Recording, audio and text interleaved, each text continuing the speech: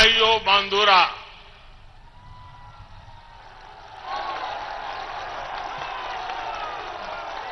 मेदिनीपुरेर पश्चिम बंगाल विधानसभा चुनाव से पहले प्रधानमंत्री नरेंद्र मोदी के बंगाल दौरे से राज्य का सियासी तापमान चरम पर है।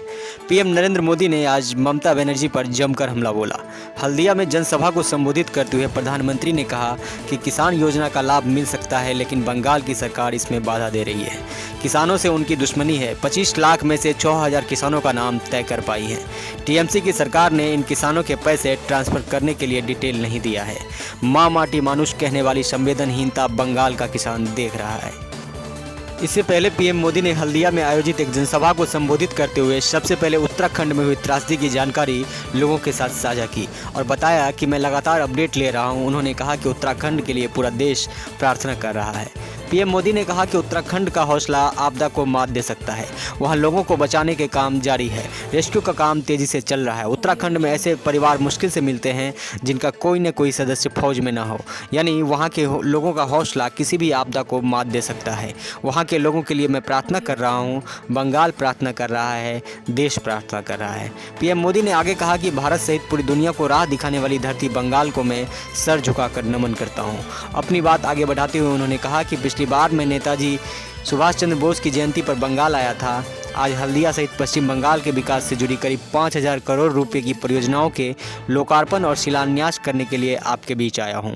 कोलकाता में 8500 करोड़ रुपए की लागत से नया प्रोजेक्ट शुरू हो रहा है। बजट में चाय बागान पर खास ध्यान दिया गया है। पीएम मोदी ने अपने भाषण में आगे कहा कि आज मैं एक सवाल पूछना चाहता हूं कि पश्चिम बंगाल गुलामी के दौर में अन्य राज्यों से काफ़ी आगे था।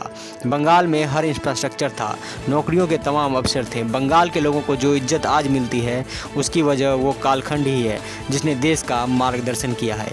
लेकिन आखिर क्यों बंगाल विकास की उस गति को लेकर नहीं चल पाया? ऐसा क्या हो गया कि अन्य राज्यों के बंदरगाह व्यापार का केंद्र बनते गए और पश्चिम बंगाल पीछे रह गया? अपने संबोधन में ही पीएम मोदी ने आगे कहा कि पश्चिम बंगाल की स्थिति का सबसे बड़ा कारण है यहाँ की राजनीति।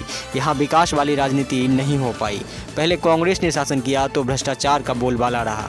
लेफ्ट के शासनकाल में भ्रष्टाचार और अत्याचार का बोलबाला हुआ और विकास ठप पड़ गया। जिसके बाद ममता ने परिवर्तन का वादा किया, लोगों ने भरोसा किया। पीएम मोदी ने आगे कहा कि बंगाल के लोगों की ममता की अपेक्षा थी, लेकिन वह निर्ममता का शिकार हो गया।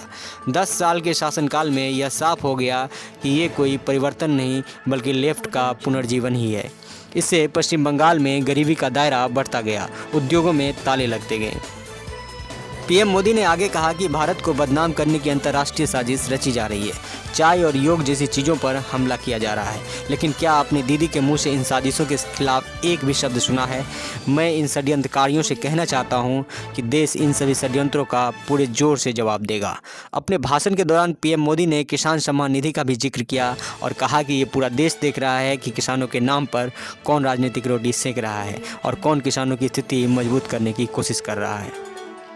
आपको बता दें कि अभी 15 दिन पहले ही पीएम मोदी सुभाष चंद्र बोस की जयंती पर बंगाल में थे। एक पखवाड़े के अंदर मोदी के दूसरे दौरे से बंगाल का चुनावी तापमान और भी बढ़ गया है। पश्चिम बंगाल विधानसभा चुनाव के लिए पीएम की ये पहली चुनावी सभा है। इस जनसभा में 2 लाख से ज़्यादा लोगों के पहुँचने का दावा किया जा रहा है। महानगर मीडिया न्यूज़ के लिए कोलकाता से आकाश राय।